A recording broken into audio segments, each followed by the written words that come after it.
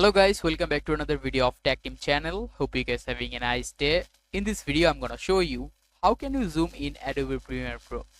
So guys, to zoom in Adobe Premiere Pro, just go to your Adobe Premiere Pro, and here you can see I've selected a video.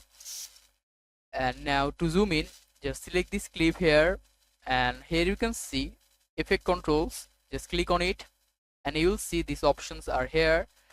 Now all you need to do is just click on this scale. Just click on its scale like this. Just left click from your mouse and drag your mouse from left to right. You can also change the position here by the same way you did to scale up and down. If you want to just show this part of this video, you can do it like this.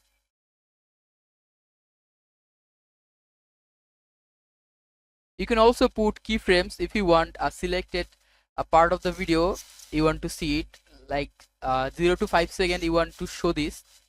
You can also do it by adding keyframes. So guys, that's how you can do it. Hope you find this video helpful.